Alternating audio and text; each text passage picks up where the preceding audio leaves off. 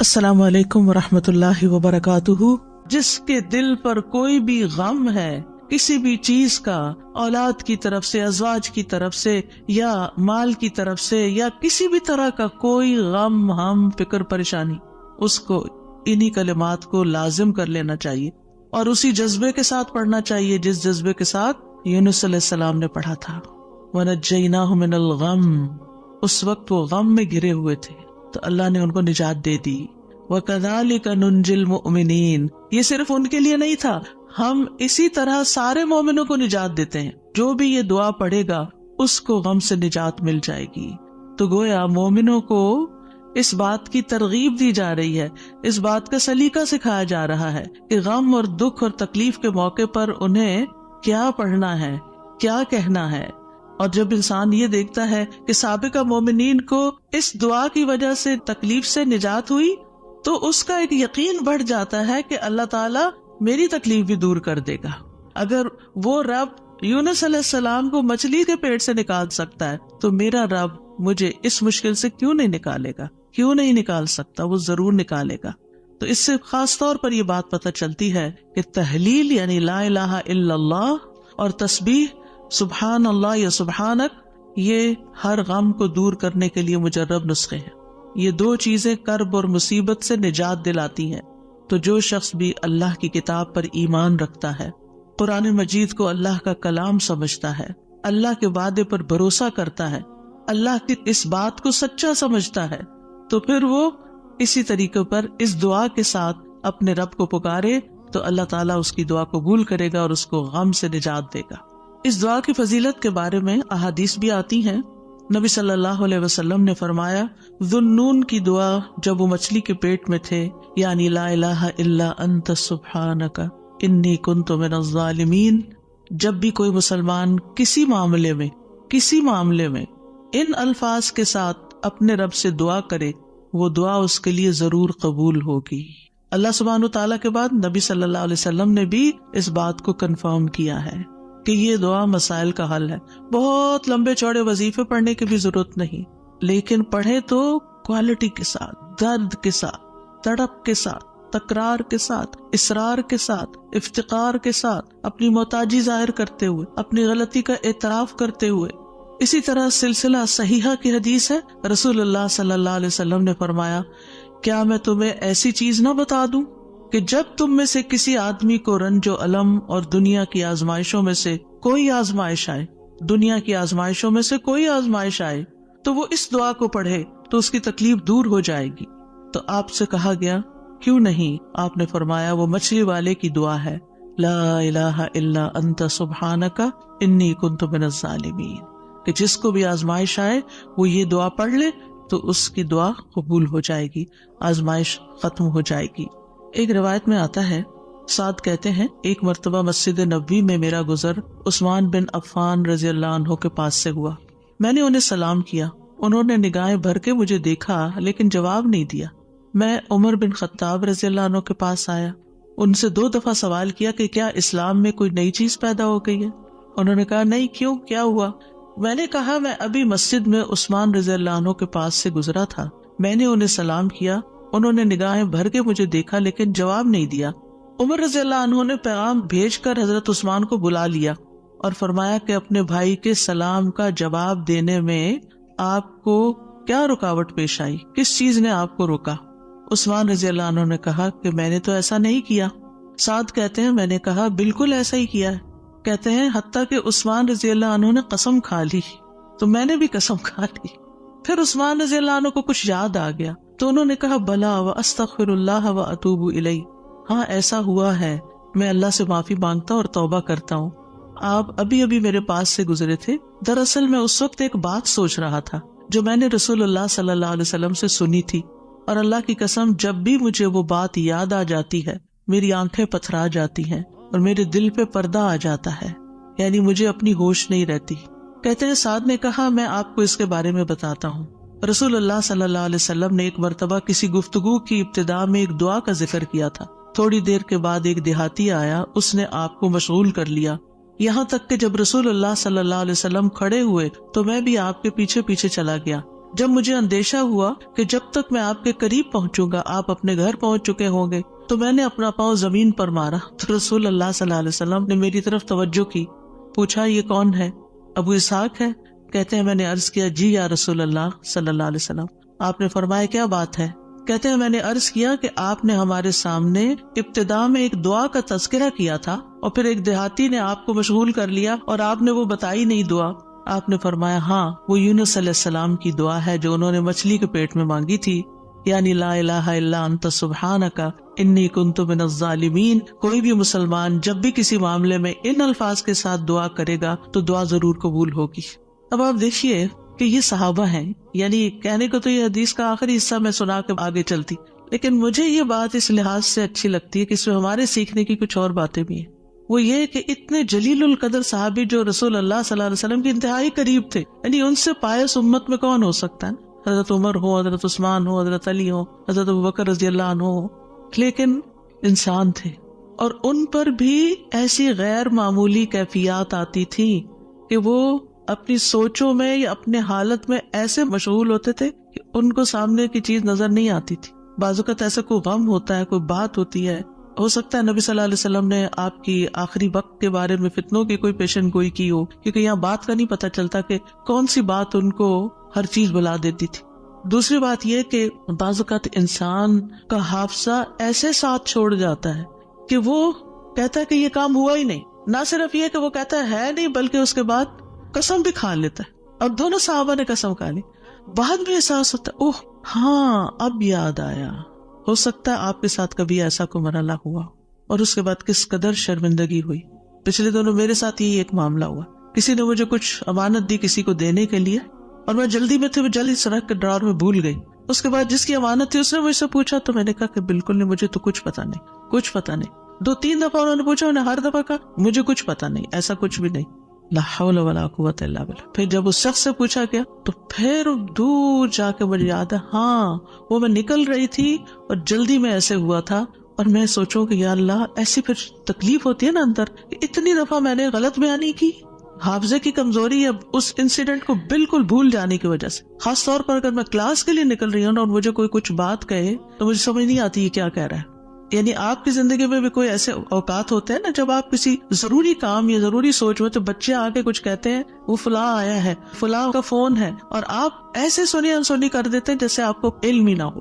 ہم سب انسان ہیں، ہم کمزور ہیں، ہم سے ایسی غلطیاں ہوتی ہیں، ہمیں ایسی غلطیوں کا احساس ہوتے ہی معافی مانگ لینی چاہیے. اور یہ جو ہم استغفار کرتے تو وہ کہتے کون سا گناہ کہ کوئی گناہ تو ہے نہیں، اس بات کا استغفار. بے شمار گناہ ہیں ہمارے اور ہم نے اپنا اعمال نامہ کوئی نہیں دیکھا اب تک کہ جس سے ہمیں یہ پتا چلے کہ وہ مٹ چکے ہیں کہ نہیں مٹ چکے، اور ہمیں اسٹل ابھی اور بھی معافی مانگنے کی ضرورت ہے. تو جب تک ہماری جان میں جان ہے ہم سے کچھ نہ کچھ غلطیاں، کمیاں، کوتاہیاں ہوتی رہیں گی، جانے انجانے. خلق الانسان ضعیفا، ہم کمزور پیدا کیے گئے، چاہے ہم نیکی کے، علم کے، اخلاق کے کسی بھی مرتبے پر ہوں، ہم کمزور ہیں، ہم میں کوئی بڑائی نہیں ہے اور ہم سب غلطیاں کرتے ہیں. تو ہونا کیا چاہیے؟ جو ہی یاد آئے غلطی تو غلطی کا اعتراف کر لینا چاہیے، معافی مانگ لینی چاہیے. بندوں سے بھی مانگ لینی چاہیے، اللہ سے بھی معافی مانگ لینی چاہیے، اور پھر اللہ تعالیٰ کی طرف رجوع کرنا چاہیے. اللہ سبحانہ و تعالیٰ معاف کر دینے والا ہے اور وہی ایک اکیلا ہے جو مشکلات سے نکال سکتا ہے. یہ پکا یقین ہونا چاہیے، اور جتنا زیادہ یہ یقین ہوگا نا اتنا ہی زیادہ ہم اللہ کی طرف رجوع کریں گے، اتنا ہی زیادہ محبت کے ساتھ پھر اللہ ہی کو پکاریں گے کہ دروازہ یہی ہے جس کو کٹکھٹانا ہے، ہمیں ادھر سے ہی مسئلہ حل ہونا ہے اور کوئی رستہ نہیں ہے. جتنی توحید خالص ہوگی اتنی ہی دعا مؤثر ہوگی. اور یہ دعا جو ہے اس کو دعا الکرب بھی کہا جاتا ہے، تکلیف دور کرنے والی دعا. ہمارے ہاں اس کو آیت کریمہ کہا جاتا ہے، ورنہ ہر آیت کریمہ ہے. کریمہ کا مطلب معزز، اور اس کی کوئی گنتی مقرر نہیں ہے، لیکن اگر آپ تکرار سے پڑھیں، 100 دفعہ پڑھ لیں، 20 دفعہ پڑھ لیں، 50 دفعہ پڑھ لیں، ضرور پڑھ لیں، وہ منع بھی نہیں ہے. لیکن ایک مخصوص تعداد میں پڑھنے سے ہی مشکل کا حل ہونا، یہ یقین رکھنا، یہ غلط ہے، ایسا نہیں ہونا چاہیے. تو اس دعا میں پھر دہرا دیتی ہوں کیونکہ اصل سبق یہ ہے جو آپ کو سیکھنا ہے، اور دعا تو آپ کو سب کو آتی پہلے سے بھی پتا ہے، اور یہ حدیثیں بھی سنی ہوئی ہیں. جس چیز کو پلے باندھنا، جس چیز کو پکڑ کے رکھنا ہے وہ کیا چیز قرار دینا. تیسرے اپنے عبودیت کا اقرار کہ میں بندہ ہوں، غلطیوں والا ہوں. اور چوتھے اپنی غلطی اور کوتاہی کو مان جانا اپنی غلطی کا اعتراف کرنا. جس بندے کے اندر یہ 4 چیزیں ہوں گی، جس دعا میں یہ 4 چیزیں آ جائیں گی، انشاءاللہ وہاں مسائل حل ہو جائیں گے. اور پھر آپ دیکھیے کہ انسان کا نفس جو ہے نا، ایک دم ذرا سی بھی کوئی اس کو چیز ملے، کچھ حاصل ہو تو ایک سرکشی کا شکار ہو جاتا ہے، تکبر اور غرور میں آ جاتا ہے. تو اپنے آپ کو تکبر اور غرور سے نجات دینا ہے، کیونکہ کچھ لوگوں کا خیال ہوتا ہے کہ I am very important and I can do every thing, اور میں سب کچھ کر سکتا ہوں، اور سیلف ریلائنس ہوں، میں سیلف میڈ ہوں، اور پتہ نہیں کیا کیا اپنے بارے میں جھوٹی توقعات اور اپنے آپ کو بڑھا چڑھا کے پیش کرنا اور اپنے آپ کو بڑی چیز سمجھنا. یہ چیزیں اللہ تعالیٰ کو پسند نہیں. لیکن افسوس یہ کہ یہاں کے کلچر کی وجہ سے یہ چیزیں ہمارے بچوں کے اندر اتنی انسٹل ہو گئی ہیں کہ وہ ایک ایروگنس کے لیول تک بعض اوقات اخلاق پہنچ جاتا ہے، جو کہ انتہائی خطرناک ہے. تو بچوں کی تربیت میں یہ ایلیمنٹ یاد رکھیں کہ ان کو کانفیڈینس دیں کہ یو کین ڈو، آپ ٹرائی کرو، آپ کر سکتے ہو، اللہ نے آپ کو یہ اور یہ اور یہ دیا، نعمتوں کو یاد کرائیں، لیکن اس کی ایک لکیر کھینچے، اس سے آگے نہیں جائیں. یو آر ناٹ ایوری تھنگ، کرنے والا اللہ ہے. انسان صرف اسباب اختیار کرتا ہے، لیکن ساری طاقت لا حول ولا قوت الا باللہ.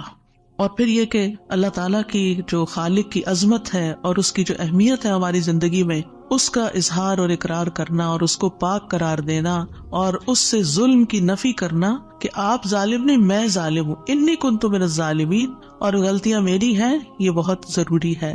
جہاں تک غم اور پریشانی کا تعلق ہے زندگی میں، تو یاد رکھیے کہ غمگین رہنا ایمان کی علامت نہیں. ٹھیک ہے، یعنی ہر وقت غمگین نہیں رہنا چاہیے. غم ایمان کے مراتب میں سے نہیں. ابن قیم رحمہ اللہ کہتے ہیں، جان لیں غم راستے کی رکاوٹوں میں سے ہے. یعنی اللہ کی طرف جانے والا جو راستہ ہے، سالک کہتے ہیں نا جانے والے کو، آپ نے سنا ہوگا لفظ سالک. تو اللہ کی طرف جانے والا جو راستہ ہے، غم اس راستے کی رکاوٹ ہے. غم آپ کی ہمت، طاقت، صلاحیت کو کم کرتا ہے، آپ کی عبادت میں رکاوٹ ڈالتا ہے. آپ نماز شروع کر لیتے ہیں، آپ کو پتہ ہی نہیں ہوتا کہ کیا پڑھ رہے ہیں. آپ دعا مانگنے لگتے ہیں، آپ کا دل اڑا ہوا ہوتا ہے، آپ کو سمجھ نہیں آتی آپ کیا بول رہے ہیں. تو غم سے ہمیشہ پناہ مانگے کہ ہم پر غم نہ آئے. وہ کہتے ہیں یہ ایمان کے مراتب اور مقامات میں سے نہیں، اور نہ ہی اللہ کے راستے پر چلنے والوں کی منازل میں سے ہے. یہی وجہ ہے کہ اللہ نے کسی ایک جگہ پر بھی غم کرنے کا حکم نہیں دیا. صبر کا حکم دیا، شکر کا حکم دیا، توکل کا دیا، لیکن غم کرنے کا حکم نہیں دیا کہ غم کرو، غمگین رہو. اور نہ ہی غم کی کہیں تعریف فرمائی ہے، بلکہ غم سے منع کیا ہے. غم مصیبتوں میں سے ایک مصیبت ہے، اور ہمیں دعا کرتے رہنا چاہیے کہ اللہ تعالیٰ اس مصیبت کو ہم سے دور ہی رکھے. یہی وجہ ہے کہ جنتی لوگ جنت پہ پہنچ کر کیا کہیں گے؟ الحمدللہ الذی اذہب عنا الحزن. سب تعریف اللہ کے لیے ہے جس نے ہم سے غم دور کر دیا. یعنی جنتی جنت میں جا کر جس چیز سے خوش ہوں گے وہ کیا کہ جنت میں غم نہیں ہے، کوئی پریشانی نہیں ہے. اللہ سبحانہ وتعالی بندے کو غمگین ہونے سے منع فرماتا ہے. سورۃ آل عمران میں جنگ احد کے سلسلے میں اللہ تعالیٰ فرماتے ہیں اذ تسعدون ولا تلوون علی احد والرسول يدعوكم في اخراكم فاصابكم غما بغم لكي لا تحزنوا على ما فاتكم ولا ما اصابكم والله خبير بما تعملون. اور وہ وقت یاد کرو جب جنگ احد میں تم بھاگے چلے جا رہے تھے اور کسی کی طرف مڑ کر بھی نہ دیکھتے تھے، حالانکہ اللہ کا رسول تمہیں پیچھے سے بلا رہا تھا. پھر اللہ نے تمہیں رنج پر رنج دیے تاکہ تم ایسی بات پر غم نہ کرو جو تمہارے ہاتھ سے نکل جائے، اور نہ ایسی مصیبت پر غم کرو جو تم پہ نازل ہو. اور جو کام بھی تم کرتے ہو اللہ ان سے خوب واقف ہے. یعنی یہ ٹریننگ ہو رہی تھی. یعنی ایک کے بعد ایک صدمہ کیوں آیا؟ تاکہ غم زندگی سے نکل ہی جائے. پھر فرمایا وَلَا تَهِنُوا وَلَا تَحْزَنُوا وَأَنْتُمُ الْأَعْلَوْنَ إِن كُنتُم مُؤْمِنِينَ. اتنی تکلیف اٹھا کے، سب سے بڑی تکلیف مسلمانوں کے لیے کیا تھی کہ نبی صلی اللہ علیہ وسلم کا دانت مبارک شہید ہو گیا تھا اور آپ کو چوٹ لگی تھی اور آپ گر پڑے تھے. تو یہ بہت بڑا صدمہ تھا. 70 لوگ شہید ہو چکے تھے، گھر گھر میں آفت آ گئی تھی. لیکن اتنے بڑے صدمے کے بعد بھی اللہ تعالیٰ کا حکم کیا ہے؟ وَلَا تَهِنُوا وَلَا تَحْزَنُوا. غمگین مت رہو، غم نہیں کرو. غم کا موقع ہے، غم کی بات ہے، لیکن فرمان نہیں غم نہیں کرنا، کیونکہ غم انسان کو کھوکھلا کر جاتا ہے، غم انسان کو کمزور کر جاتا ہے. تمہیں تو آئندہ ابھی اور مقابلے کرنے ہیں، اور اگر تم غم منانے بیٹھ گئے تو ہمت، جرت سب کچھ چلا جائے گا، بزدل ہو جاؤ گے. غم ایک مصیبت نہیں، غم مصیبتوں کی لائن لے کے آتا ہے، ایک کے بعد ایک مصیبت اس کے ساتھ چلی آتی ہے. اس لیے غمگین نہیں ہونا. موسیٰ علیہ السلام کی والدہ نے جب موسیٰ علیہ السلام کو چھوڑنا تھا دریا میں تو اللہ تعالیٰ نے ان کی طرف الہام کیا کہ بچے کو دودھ پلاتی رہو ابھی، پھر جب تجھے اس کے قتل کا خوف ہو تو اسے دریا میں ڈال دینا، اور کیا کرنا، ولا تخافی ولا تحزنی، نہ خوف کرنا نہ غم کرنا۔ اللہ اکبر۔ کوئی بھی ماں جس کا بچہ چھوٹا ہو وہ تو کسی دوسرے کے ہاتھ میں بھی بچے کو دیتے ہوئے خوف اور غم کا شکار ہوتی ہے۔ خوف کیا ہوتا ہے، پتہ نہیں گرا ہی نہ دے بچے کو، اور غم کیا ہوتا ہے کہ جدائی ہو گئی ہے بچے سے، پتہ نہیں کیا سکھا دیں اس کو، پتہ نہیں کیسے پیش آئے اس سے۔ تو ماں اگر اپنا بچہ کسی اور کو دیتی ہے تو غمگین ہوتی، کہاں یہ کہ باسکٹ میں ڈال کے دریا میں ڈال دو، اور ساتھ اللہ کا حکم خوف اور غم کرنا ہی نہیں۔ اب بتائیں کیا کرے، کیسے دل کو تھامے۔ یہی اصول سیکھ لے زندگی کے لیے، جہاں کہیں غم پاس آئے، کہیں رونا آئے، کہیں دکھی ہو، اللہ تعالیٰ کا یہ فرمان یاد کر لیں، اور ہے بھی عورت کے لیے، وَلَا تَخَافِي وَلَا تَحْزَنِي، اپنے آپ کو خود یاد کرائیں، وَلَا تَخَافِي وَلَا تَحْزَنِي کہتی رہیں، وَلَا تَخَافِي وَلَا تَحْزَنِي، نہ خوف کرو نہ غم کرو، اللہ ہے نا، اللہ مشکل آسان کر دے گا۔ جس چیز پر بھی تکلیف غم ہوتا ہے، اللہ تعالیٰ دن بدلیں گے، یہ سارے حالات بدل جائیں گے۔ آپ اگر اپنے ماضی کو دیکھیں، کتنے ہی واقعات ایسے ہوئے جن پہ آپ بے حد غمگین ہوئے، پھر ابھی کیوں نہیں ہو رہے؟ تو گزر گیا نا۔ تو اگر اس وقت بھی تھوڑا کنٹرول کر لیتے تو اچھا ہی تھا، کیونکہ یہ جو سٹریس ہوتا ہے نا، اور یہ غم اور خوف کا مجموعہ سٹریس پھر بن جاتا ہے، اور یہ جو سٹریس ہوتا ہے نا، یہ انسان کو بیمار کر دیتا ہے، فزیکلی بھی کمزور کرتا ہے، اور ایمانی اعتبار سے بھی کمزور کرتا ہے، روحانی اعتبار سے کمزور کرتا ہے۔ انسان کا دل کمزور ہو جاتا ہے، چھوٹی سی بات سنتا ہے تو اس کے حواس باختہ ہو جاتے ہیں، کسی بھی چیز کا مقابلہ نہیں کر پاتا۔ تو اللہ سبحانہ وتعالیٰ نے ان کو کہا غم نہ کرو، بے شک ہم اسے تیرے پاس واپس لانے والے ہیں، واپس ہمارے ہی پاس آئے گا۔ اور آپ اپنا بچہ کسی کو بھی دیتے ہیں تو واپس آپ ہی کے پاس آتا ہے، اور اسے رسولوں میں سے بنانے والے، اللہ یہ کہ اللہ اپنے پاس بلا لے، پھر تو ہم سے زیادہ اللہ کا ہے نا۔ انا للہ و انا الیہ راجعون۔ نبی صلی اللہ علیہ وسلم نے غار ثور میں کیا کیا تھا؟ اذ ہما فی الغار اذ یقول لصاحبہ لا تحزن، غم نہیں کرنا، ان اللہ معنا، یعنی کس طرح بے یار و مددگار انسان ایک ایسی جگہ پر ہو جہاں ساری قوم دشمن بنی ہوئی ہو، اور پھر بھی غم نہ کرے، سارے ساتھ چھوڑ دے، الٹا مخالفت کرے، جان کے دشمن بن، پھر بھی غم نہیں کرو، غم نہیں کرو۔ اور حضرت ابوبکر تو نبی صلی اللہ علیہ وسلم کے لیے غمگین ہو رہے تھے نا۔ ابن قیم کہتے ہیں 4 چیزیں جسم کو برباد کر دیتی ہیں، پریشانی، غم، بھوک اور بیداری۔ پریشانی اور غم پختہ عزم کو کمزور کر دیتے ہیں اور دل میں کمزوری پیدا کر دیتے ہیں، اور بندے اور اس کے کاموں میں محنت کرنے کے درمیان رکاوٹ بن جاتے ہیں جو کام اس کے لیے مفید ہوتے ہیں، یعنی آپ پروڈکٹیو نہیں رہتے، اور یہ سفر کا راستہ کاٹ دیتے ہیں، یعنی جو اللہ کی طرف جانے کا راستہ ہوتا ہے نا، اسے کاٹ دیتے ہیں اور اس کو پسپائی کی طرف الٹا کر دیتے ہیں، یا رکاوٹ بن کر اس کو سفر سے روک دیتے ہیں، یعنی وہ اللہ کی طرف جانا ہی بند کر دیتا ہے۔ یعنی ایک شخص اچھا بھلا کچھ سیکھ رہا ہوتا ہے، کلاسز جوائن کی بھی ہوتی ہے، کوئی کام کر رہا ہوتا ہے، یا کسی بات سے غمگین ہو جاتا ہے، جانا ہی چھوڑ دیتا، ابھی کیوں نہیں آ رہے، بس ڈپریشن کا شکار ہے، کہیں جانے کو دل نہیں کرتا۔ آپ اچھا بھلا ایک کام کر رہے تھے، آپ بیکار ہو کے بیٹھ گئے، کیا یہ نقصان نہیں ہے؟ اور اس غم کی حالت میں انسان کی عقل ایسے ماری جاتی کہ اس کو اپنا نقصان بھی نہیں سمجھ آتا، کہ یہ میں اپنا ہی نقصان کر رہا ہوں، اپنے آپ کو کھا رہا ہوں۔ غم کیا ہے؟ خود کو کھانا۔ تو خود کو کھانے سے تو مسئلہ حل نہیں ہوگا، مسئلہ تو جہاں ہے وہی ہے، وہ تو اللہ نے دور کرنا ہے۔ اس سارے کیفیت کو، اس احساس کو، اس شدت کو دعاؤں میں لگا دیں، دعاؤں میں کنورٹ کر دیں۔ امام ابن قیم کہتے ہیں یا اس کے علم سے رکاوٹ بن جاتے، علم کے لیے رکاوٹ بن جاتا ہے غم، تو یہ چیزیں سفر پر جانے والے کی پشت پہ بہت بھاری بوجھ ہیں۔